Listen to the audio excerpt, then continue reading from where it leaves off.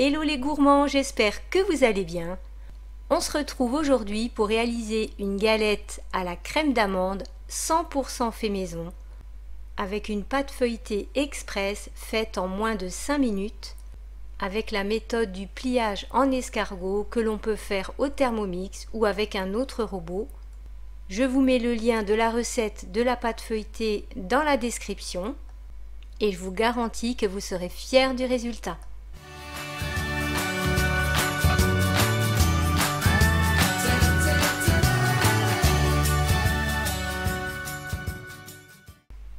Pour notre galette, il nous faudra environ 500 g de pâte feuilletée. J'ai préparé une pâte feuilletée express avec le pliage en escargot qui est très facile à réaliser. Je vous mets le lien de la recette dans la description. J'étale légèrement la pâte et je la divise en deux pour faire mes deux disques de même taille. Maintenant, je commence par étaler mon premier pâton sur une épaisseur d'environ 3 mm.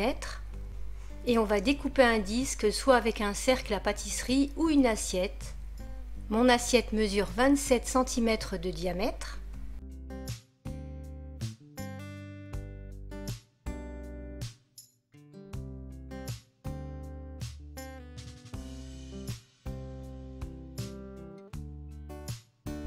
Je dépose la pâte sur un tapis de cuisson ou sur du papier cuisson et je la mets au frigo.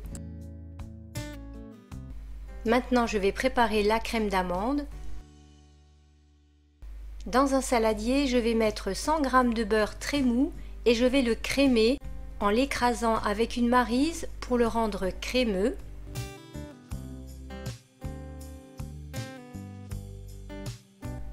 J'ajoute 80 g de sucre glace et je mélange à nouveau, toujours avec la maryse.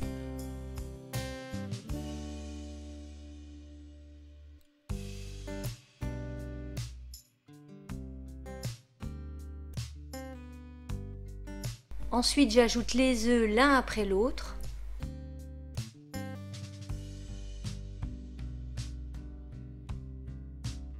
Je commence par mélanger à la maryse.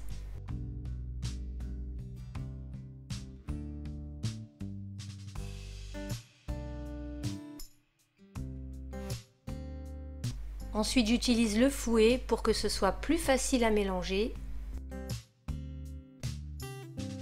J'ajoute le deuxième œuf.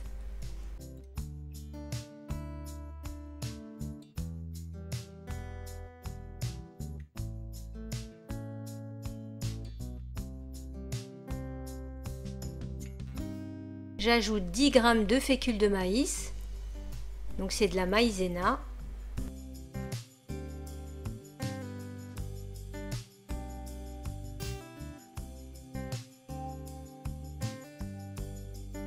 J'ajoute 2 cuillères à café d'extrait d'amande amère. Vous pouvez le remplacer par du rhum.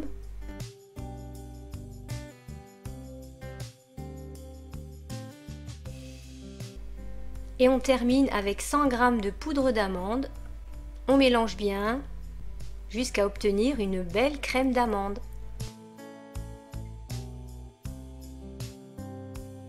Et on va la laisser reposer pendant 30 minutes au frigo. Maintenant, je vais pocher la crème d'amande en commençant par le centre et on va laisser une marge d'environ 1,5 cm. Vous pouvez utiliser une poche à douille ou un sac congélation. Comme ça, vous aurez une répartition plus uniforme. Et bien sûr, on n'oublie pas de mettre la fève.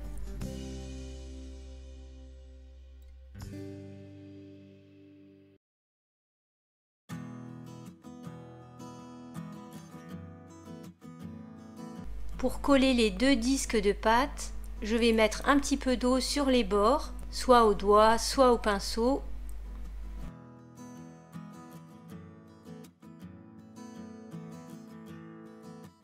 Et maintenant, on dépose le deuxième disque de pâte sur la galette.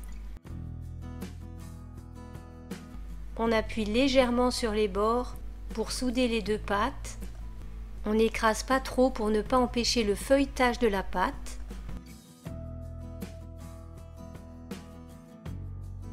Maintenant, on va dorer la galette avec un jaune d'œuf et un petit peu de blanc.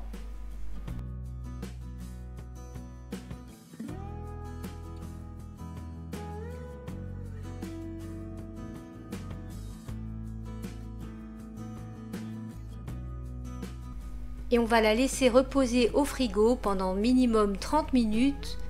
Ensuite, on va dorer une deuxième fois la galette.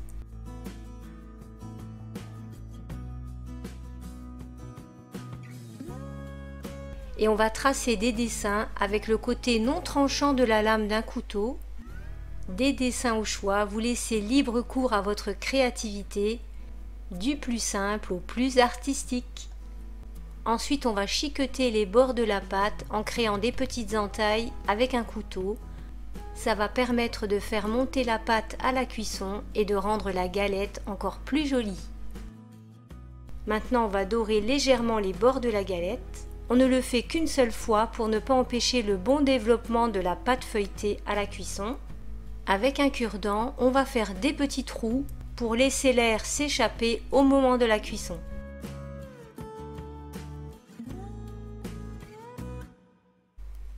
Notre galette est prête à aller au four pendant 20 minutes à 200 degrés et 30 minutes à 180 degrés.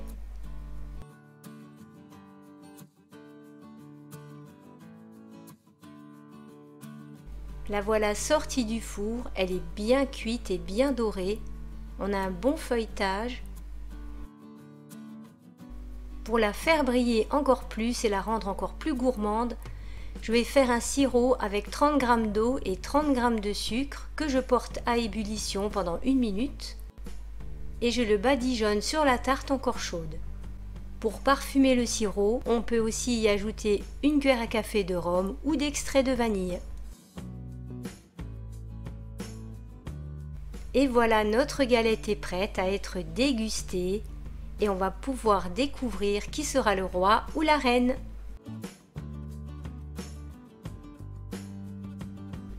À la découpe, on aperçoit le feuilletage de la pâte et la bonne épaisseur de crème d'amande.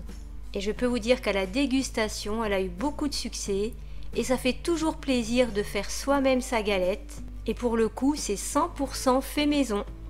Voilà, j'espère que cette vidéo vous a plu. Si c'est le cas, n'oubliez pas de mettre un pouce bleu. Si vous êtes nouveau, abonnez-vous, c'est le moment de le faire. Pensez à activer la petite cloche de notification pour ne rater aucune nouvelle vidéo. Et on se retrouve très vite pour de nouvelles recettes. Bisous, bye bye!